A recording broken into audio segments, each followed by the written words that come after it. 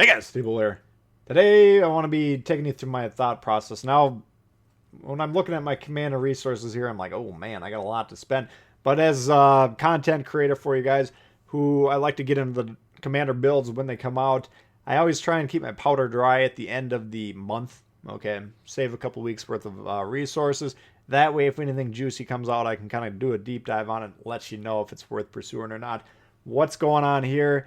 I'm thinking to myself, well, since I'm keeping my powder dry, maybe I want to inform my viewers they might want to keep their own powder dry because next month, we're about a week away, week and a half away from the update, whatever it is. Next month, Halloween. And heretofore, the two previous years the game's been out, we've gotten a crop of 3 Halloween commanders each year. Okay.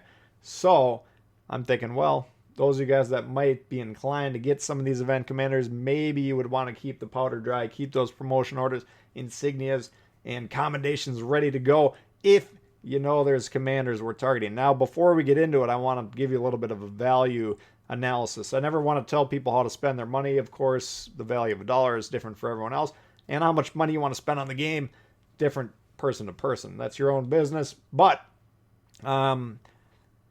how we would evaluate the value of these commanders differs if they're available in crates only, which is a chance to get them, usually a low chance, and that increases the cost of them on average. You might get lucky and get them, but on average you're going to spend more than if they put them in the store, like let's say 5,000 doubloons or whatever. Still pricey, of course, but it's a fixed cost. You know what you're getting for sure, and that makes it more valuable from an economic analysis standpoint. So keep that in mind. See what the deals look like if they actually come out. Of course, we don't know. But getting into it, Sergio Splendento, Russian destroyer commander, increased the main battery traverse speed of your destroyer. Pretty good.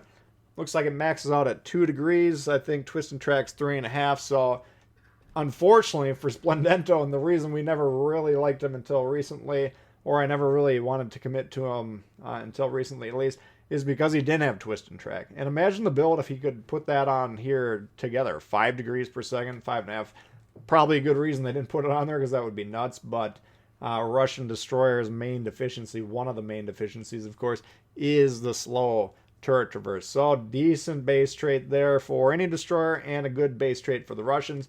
Options, torpedo boat type build here. Here we got an interesting perk, one of my favorite destroyer perks. Incoming fire dispersion 3-4%.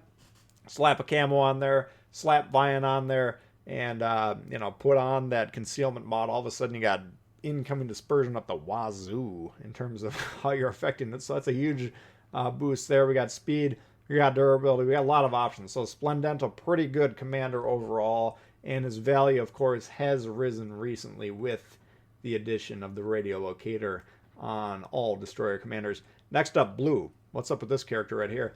Base trait, increase your destroyer's max speed. Of course, destroyer specific. So in order to get the fastest destroyer builds, you would need Blue. And interesting build altogether. Torpedo centric, but check out this. Mosquito. Mosquito Brutes, I guess it's actually called. Decrease the torp's visibility and reload time dramatically, I'll add, at the cost of reduced damage. And dramatic decrease in the damage. -40 damage, but the reload 30% reduction, and the detection, which factors into the reaction time, how long the enemies have to react from when the torps actually pop up on their screen. Dramatic. That's about a full second shaved off of there. So very strong and fun build. Now, if you're going to say, if I find $1 million on the ground, but it has a note pinned to it saying you got to win your next World of Warships game in a German destroyer, do I go Blue or do I go Bay? I'm going Bay, okay? I'd say Bay's the more consistent build, but you can actually have some pretty good games in this, and it's a lot of fun. You're just constantly spitting out torps, and going against a player who's constantly spitting out torps, if they know what they're doing, is extremely aggravating and dangerous. So, interesting build all around. I'd say Blue is pretty good, and potentially worth targeting if you can actually target the commanders. Hyde. One of the most sought after commanders in the game, no doubt about it. Base trait, increase the ship's HP. Pretty good base trait there. Applies to all classes. But, check this out. They don't do these anymore. They don't make them like this anymore.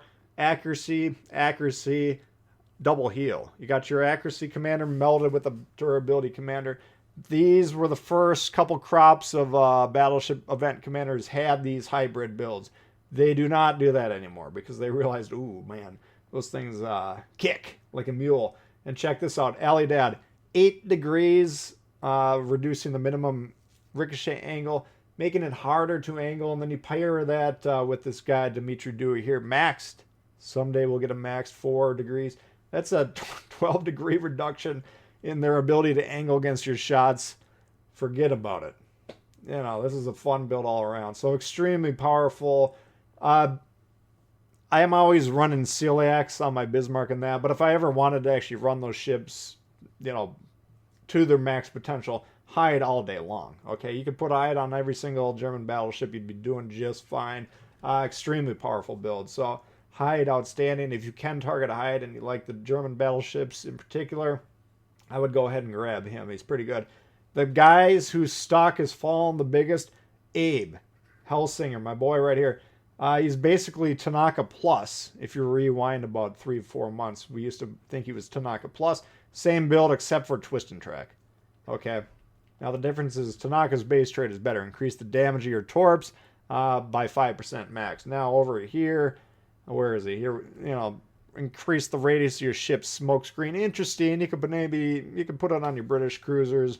It's interesting, but do I ever target it? No, I've never made a build around this perk. Okay, so once Tanaka got his radiolocator, this new perk that just came out a couple of months ago or whenever it was, now all of a sudden he went from Tanaka Plus to Tanaka Minus. Okay, the same build but with worse base trait, no longer valuable. So I'll go ahead and skip Helsinger. If you get him, fine. But I would just straight up prefer Tanaka at this point in time. And then the two, speaking of plus, here's Halsey Plus. Okay, we got the same build as Halsey, who I would recommend for your U.S. destroyers if you don't have this guy over here. And basically we're going to be running the same build more or less. Mordov is his name, but reduce the reload time of destroyers' main batteries. You might be saying to yourself, well, they already reload pretty quickly, but yeah, they still reload 5% faster. And you know, we got a decent perk over here. I put it on here because I don't really like the smoke perks. You already got outstanding smoke, and risk of main battery becoming incapacitated, torpedo launchers becoming incapacitated. The torpedo launches are nicer because what's the problem is if you're reloading your torps for, you know, a minute or whatever it is, and then they get knocked out, then you got to start the reload over. Okay, where the guns, you know, you hit repair, they're ready to go. So this is slightly less valuable. Well, I'd say it's quite a bit less valuable than Splendento's, which we saw, which preserved the rudder and the steering or the engine. You know, I'd say this is a much better perk, but they are both nice perks, you know, that are preserving your ship. Because destroyers, your stuff's always getting knocked out. So Mordov overall, just a nice, very Halsey-esque build, but you got a little bit of an enhancement. Okay, so I like him. I run him. He's not going to change your life compared to Halsey, but I'd say he's just a slight upgrade. Okay, the highlight of the entire package though, and one that if you can target specifically, Einstein, 100%. If you can only pick one of these guys, this is the one you want. Unless you completely eschew playing cruisers for whatever reason. Hopefully you get over that. But base trait here, traverse speed of the cruiser's guns, valuable. It tops off at 1 degree per second. And if you understand much about the American heavy cruisers, that's their biggest weakness. Slow turret traverse. And we got ingenious. Okay, so we got the 1.6, which was reduced recently. Used to be a little bit stronger, but still strong.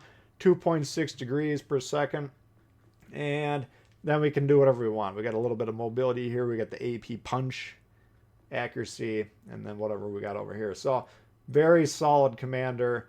You know, base trait you can put them on all the cruisers if you want. You're not going to regret the decision, but there's certain ones that it's going to feel really nice to put them on there. So I probably got them inspiring 2 or 3 cruiser lines. And, of course, the American heavy cruisers slap this bad boy on there, and they're fearing for their lives. Yamamoto, Dimitri Dewey, look out. You got your AP rocking those guys. So Einstein build, extremely strong.